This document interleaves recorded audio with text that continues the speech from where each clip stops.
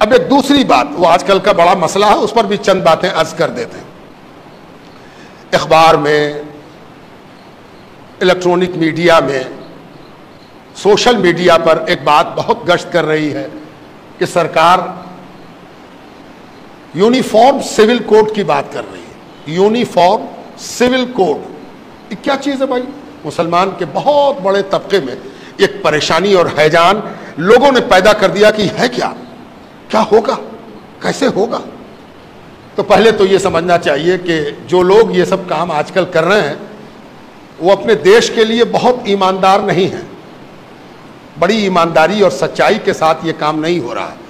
آج کل جو بھی کام دیش میں کیا جاتا ہے وہ صرف اور صرف راجنیتک لابھ لینے کے لیے کیا جاتا ہے، سیاسی فائدہ۔ کیسے ہم کسی کام سے سیاسی فائدہ اٹھا سکیں، یہ پہلا مقصود ہوتا ہے۔ دکھایا جاتا ہے کہ ہم عوام کے بھلے کے لیے کر رہے ہیں، لیکن یہ سیکنڈری بات ہوتی ہے۔ کیوں ہم ایسا کر رہے ہیں یہ بھی جان لیجیے۔ کوئی یہ کہے کہ یونیفارم سول کوڈ کے مطلب یہ ہے کہ ہندوستان میں رہنے والے سب لوگوں کے لیے قانون ایک ہوگا، تو مجھے تو بڑی ہنسی آتی ہے کہ کیا آج دو ہے؟ ہم مقدمہ کریں گے تو میرا کوٹ الگ ہے، کوئی غیر مسلم ہم پر مقدمہ کرے گا تو اس کا کوٹ الگ ہے، مسلمان کے لیے قانون الگ ہے، ہندو کے لیے قانون الگ ہے، عیسائی کے لیے قانون الگ ہے۔ کیا بات کر رہے ہو بھائی؟ تھانہ ایک، پولیس ایک، منصف ایک، مجسٹریٹ ایک، سول کورٹ ایک، ہائی کورٹ ایک، سپریم کورٹ ایک، قانون تو سب ایک ہے، راشن کارڈ سب کا ایک ہے۔ ہم اگر جا کے لائن لگاویں اپنے کنٹرول میں تو کیا مسلمان دیکھ کے کارڈ دوسرا بنے گا؟ ٹیکہ پڑا ابھی کووڈ-19 کا، کووڈ-19 کے نتیجے میں لوگ مرے تو دھرم دیکھ کے نہ کوئی مرا اور دھرم دیکھ کے نہ اس کو ٹیکہ پڑا۔ پورے ہندوستان میں رہنے والے تمام بھارت واسیوں کے لیے ایک قانون ہے، ایک بات ہے۔ لیکن ایک بات یاد رکھیے، آپ تو سب مسلمان ہیں، کوئی آپ کے گھر پر گیا تھا کہ سب لوگ گول ٹوپی پہن کے آئی ہو، ہے نا؟ کوئی گول پہن کے آیا، کوئی پلے والی پہن کے آیا، کوئی اونچی پہن کے آیا، کوئی نیچی پہن کے آیا۔ اس کا تعلق قانون سے نہیں ہے، اس کا تعلق آپ کی ذاتی پسند سے ہے۔ آپ کی ذاتی پسند ہے کہ ہم گول ٹوپی پہنے، آپ نے گول پہنا، کون آپ کو روک دے گا؟ اگر روکتا ہے کوئی تو اس کے مطلب یہ ہے کہ اس کا دماغ کھسک گیا ہے نا؟ جیسی ٹوپی پہننا آپ پہنیے، یہ آپ کی پسند ہے۔ یہ ہنگامہ مچا دینا کہ یونیفارم سول کوڈ یہ ایسا ہے کہ سب کو ایک کر دیا جائے گا، یہ دراصل دو مقصد سے کیا گیا۔ اس مقصد کو جان لیجیے۔ پہلا مقصد یہ ہے کہ آپ بے چین ہو جائیے، گھبرا جائیے، کیا ہوگا، کیسے ہوگا، کیا کریں بھائی، بولو جلدی سے ہم کیا کریں۔ تو کچھ لوگ لگ جائیں گے کہ ایسے موبائل پر میسج کرو، ایسے فلانا کرو، یہاں پر جمع ہو جاؤ، یہاں پر لیٹ جاؤ، یہاں پر کھڑے ہو جاؤ، یہاں پر یہ بولو۔ یہ سب پریشان کرنے کی ایک صورت ہے۔ دوسرا مقصد کیا ہے؟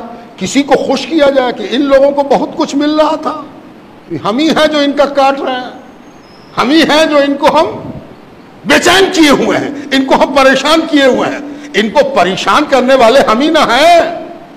تو دوسرا آدمی اکٹھا ہو گیا، سارے لوگ گلوبلائز ہو گئے، پولرائز ہو گئے کہ ارے یہ تو بہت اچھا کر رہا، مسلمان لوگ کو بہت فائدہ تھا، بہت بینیفٹ تھا، ہے نا؟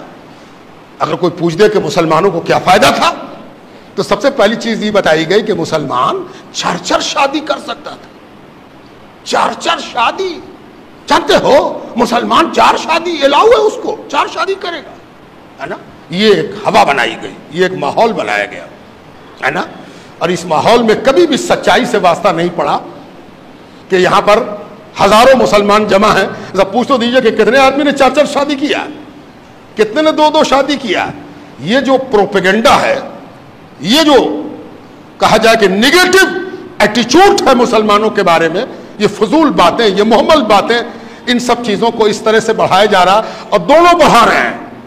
قانون لانے والا کہہ رہا ہے کہ ہم 4 شادی تو کرے نہیں دیں گے، اور ادھر سے بھی ایک گروپ کھڑا ہوگا کہ نہیں کہے کرے دو گے ہم کو، یہ تو میرا حق ہے، ہم کر کے رہیں گے۔ آپ بڑے بیدار مغز، سمجھدار، جانکار لوگ ہیں، ہم آپ کو بڑی سنجیدگی کے ساتھ یہ باتیں سمجھا رہے ہیں.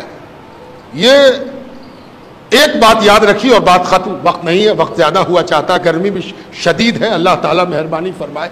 ایک چیز ہمیشہ یاد رکھیے کہ جب بھی کسی چیز پر آپ ریئیکٹ کرتے ہیں, رد عمل آپ کا آتا ہے, کسی عمل کے نتیجے میں آپ رد عمل کرتے ہیں, کسی ایکشن کے نتیجے میں آپ اپنا ایکشن دکھاتے ہیں, ہے نا, تو ہمیشہ اس بات کا خیال رکھیے کہ اس کے پروگرام کا حصہ مت بنیے. جو وہ چاہتا ہے وہ مقام مت کیجیے. اس نے کچھ سوچ کے ایکشن لیا ہے, اس نے کچھ سوچ کے ہی فتنہ چھوڑا ہے, اس نے کچھ سوچ کے فلیتا لگایا ہے. کہیں ایسا نہ ہو کہ وہ جو سوچ کے کام کیا ہے اسی کام میں ہم لگ جائیں اور وہ ہنس کے کہے ہم تو جانتے تھے کہ یہ ہوگا, ہے نا, ہم تو جانتے تھے کہ یہ ہوگا, سارا مسلمان پریشان ہے نا. لا کمیشن, کانسٹیٹیوشن, ہندوستان کا آئین کیا کہتا ہے؟ ہندوستان کے آئین کا ایک آرٹیکل ہے 44 آرٹیکل. وقت نہیں ورنہ میں تو تفصیل میں جا کے آپ کو سناتا اور سمجھاتا بات کو. 44 آرٹیکل میں ہمارے آئین میں, ہمارا سمویدھان, اس میں ایک بات کہی گئی ہے کہ اس ملک کے رہنے والوں کے لیے ایک جیسا قانون ہوگا, ایک جیسا قانون ہونا چاہیے. بڑی اچھی بات ہے, اس سے کون انکار کرتا ہے؟ مسئلہ بات سے پیدا نہیں ہوتا, بات کے انٹرپریٹیشن سے پیدا ہوتا ہے. کیسے ہم اس بات کو لیتے ہیں اور اس بات سے کیا سمجھتے ہیں, اس سے مسئلہ پیدا ہوتا ہے. اگر کوئی کہے کہ اس پورے ملک میں ایک طرح کا قانون ہو, کون سی بری بات ہے بھائی؟ بڑی اچھی بات ہے. کالا گورا, لمبا موٹا ناٹا, غریب امیر, پڑھا لکھا کم پڑھا لکھا, سب کے ساتھ ایک ٹریٹمنٹ ہونا چاہیے. ہو, اچھی بات ہے, کون مخالف ہے؟ اب اس کو ہم دو طرح سے سمجھاتے ہیں. ایک مثال یہ ہے کہ اس کو ایک آدمی کہے کہ بھائی سب کے لیے تو ایک قانون ہونا چاہیے, تو آپ ہی کالر والا کرتا پہنا, یہ بغیر کالر کا پہنے ہوئے, یہ نہیں ہوگا. یا تو سب آدمی کالر والا پہنے یا سب آدمی بغیر کالر کا پہنے. اگر یہ مقصد ہے تو قانون بنانے والے سمجھنے میں تم سب سے بڑے بے وقوف ہو. تم کو یہ بات ہی سمجھ میں نہیں آئی کہ قانون بنانے والا کیا کہہ رہا ہے. قانون بنانے والے نے کیا کہا یہ تم کو سمجھ ہی میں نہیں آیا. تم سب کا کپڑا ایک کرنا چاہتے ہو, ایک رنگ کا کپڑا پہناؤ گے, ایک رنگ کی قمیص پہناؤ گے, ایک رنگ کا پینٹ یا ہاف پینٹ پہناؤ گے. اسی کو یونیفارم سول کوڈ کہتے ہیں. اصل مقصود اس کا یہ ہے کہ اس ملک میں ہر آدمی آزاد ہوگا کہ وہ جو کپڑا پہنے اس میں کالر ہو کہ نہ ہو, بلو ہو کہ اجلا ہو کہ ہرا ہو کہ نیلا ہو کہ پیلا ہو. یہ یونیفارم سول کوڈ ہے. یونیفارم سول کوڈ کے مطلب یہ ہے کہ ہر ہندوستانی کو یہ حق حاصل ہے کہ وہ اپنی طبیعت کے مطابق کپڑا پہنے, اپنی طبیعت کے مطابق لباس اختیار کرے.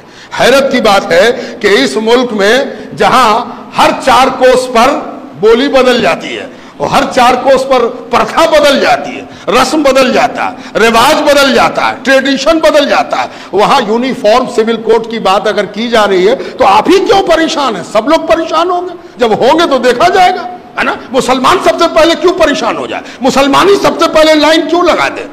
یہ بڑی غلطی ہے, بڑا قصور ہے جو آج ہماری سو کالڈ رہبری, سو کالڈ رہنمائی, so called leaders, Muslim leaders جو اپنے آپ کو مسلم لیڈر کہتے ہیں, وہ مسلمانوں کو جھونک رہے ہیں کہ سب سے پہلے تم کھڑے ہو جاؤ. جبکہ سب سے پہلے تو وہ کھڑا ہوگا جس کا ٹریڈیشن ہر تھوڑی دیر پر بدلتا رہتا ہے. یہاں کون ہے جو ایک طرح کا ہو؟ بہار میں چھٹ ہوتا ہے, بہار سے باہر چھٹ کرنے والا چھٹ نہیں کرتا. جو بہاری نہیں ہے وہ چھٹ جانتا بھی نہیں. پتہ نہیں کتنے قسم کا کیلنڈر ہے ان کے یہاں بھی پوجا کے الگ الگ انداز ہیں, ساؤتھ اور نارتھ. آپ دکشن میں چلے جائیے, دکشن کا کھانا پینا, پہننا, اوڑھنا, بولنا, چالنا, ہنسنا, رونا سب الگ ہے. اتر آئیے سب الگ ہے. تو ان کو بھی تو فکر ہوگی. آپ ہی کیوں فکر مند ہو؟ آپ رکو, ٹھہرو.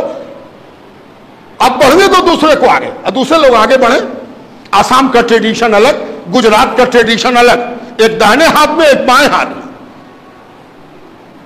تو پہلے, اور ایک بات اور ہے, کسی چیز پر ریئیکٹ کرنے کے لیے, رد عمل دینے کے لیے, کسی چیز پر تنقید کرنے کے لیے وہ چیز سامنے ہونی چاہیے. ابھی تو یہ بھی پتہ نہیں ہے کہ کامن سول کوڈ کا نیچر کیا ہوگا, کیسا قانون ہوگا. یہ بے مقصد کی بحث شروع کی گئی اور سارے طبقے کو پریشان حال بنا دیا گیا.